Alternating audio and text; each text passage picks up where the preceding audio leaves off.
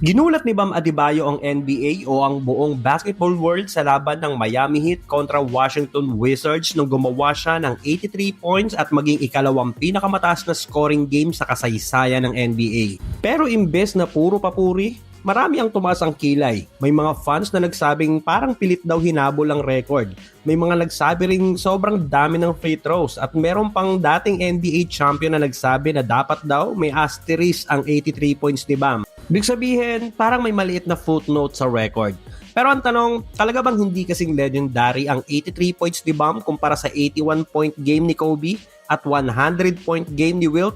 Tara, pagkwentuhan natin at subukan nating himayin. 83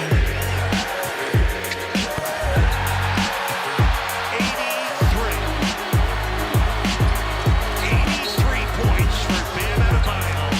He will come out of the game and hear it from the crowd. Unahin natin sa minutes played.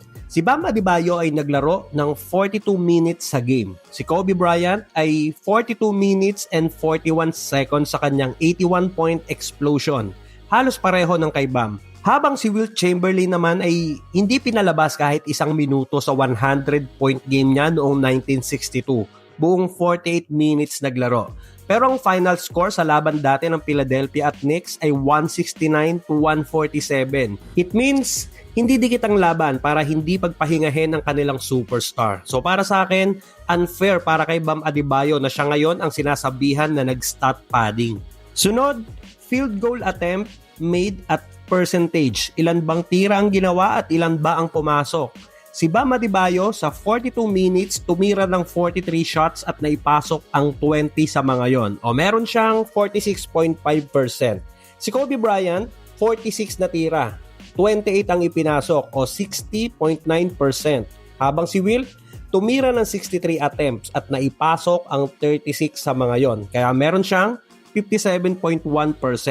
Si Kobe ang may pinakamataas na percentage. Si Wilt naman ang may pinakamaraming attempts. Kasi nung panahon niya, wala o hindi nag-e-exist ang 3-point shot. So si Bam Adebayo ang may pinakakonting na ipasok na tira at may pinakamababang field goal percentage. Dito na nagsimulang magtanong ang fans, saan nanggaling ang karamihan sa puntos ni Bam at umabot siya ng 83 points. Baka dito sa next. Free throw attempts at free throws made. Si Bam Adebayo, meron siyang 43 attempts sa free throw at 36 doon ang naipasok niya. O meron siyang 83.7%. Yan na ang bagong NBA record sa may pinakamaraming free throw attempts at made sa isang game. Habang si Kobe, meron lang 20 attempts at 18 doon ang naipasok niya o 90%. At si Wilt, 32 attempts at 28 made. Kaya meron siyang 87.5% sa free throw area. So, sa madaling salita, 43 free throw attempts para kay Bam. Pag pinagsama mo yung attempt ni Kobe at Wilt, konti lang lamang nun sa attempts ni Bam. Dito actually nagsimula ang usapan ng ilang fans at analysts na baka raw sobrang dami ng foul calls ang nakatulong para umabot si Bam sa 83 points. Kasi kung tatanggalin natin ang free throws nila, ang maiiwan kay Wilt ay 72 points pa din. Si Kobe ay meron pa ding 63 points, habang si Bam magiging 47 points na lang. Baka sabihin ng iba, mas matagal naglaro si Wilt, 48 minutes kumpara kila Kobe at Bam. Natural, mas mataas puntos nun. Sige, ipatas natin ang comparison.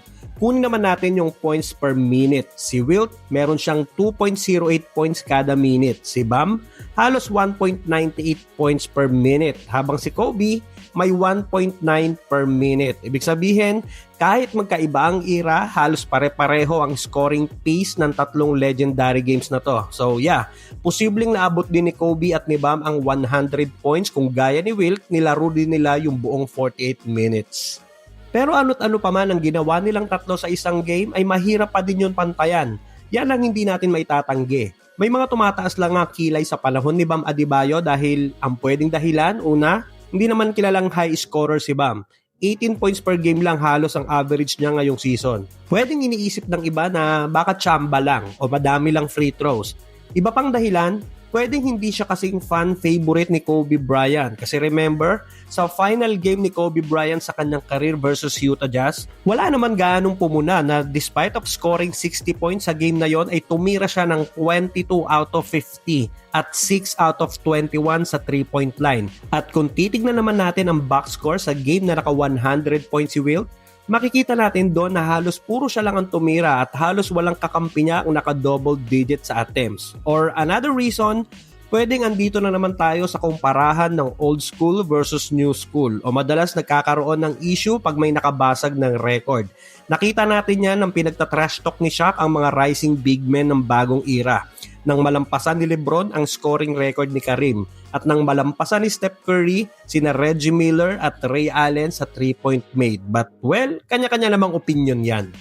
Pero sa huli, hindi lang sa numbers na susukat ang greatness. Ang 100 points ni Wilt ay isang record na higit 6 na dekada nang hindi nababasag. Ang 81 points ni Kobe ay isa sa pinaka-iconic comeback game sa NBA history. At ngayon, ang 83 points ni Bam Adebayo ang bagong performance na pinag-uusapan ng buong liga. Iba-iba man ang paraan kung paano nila naabot ang ganyang kataas na score. May gumawa ng madaming free throws, merong nakapukol na madaming 3-point o meron namang hindi nagkaroon ng 3-point attempt. Isa lang ang sigurado, pare-parehong sobrang hirap gawin ang nagawa nila kahit mag-stat padding ka pa. So, para sa akin, i-appreciate na lang natin ang bawat milestone o records na nagagawa ng player, fan man nila tayo o hindi. Ikaw naman ang magbigay ng opinion sa usaping to. Comment mo sa baba. Binabasa ko lahat yan. Paki-like and share naman ang video. At baka naman, paki-subscribe na din ang ating channel para sa mga susunod pang NBA Kwentuhan. How does it feel to hear your name with Wilt, Bam, Kobe?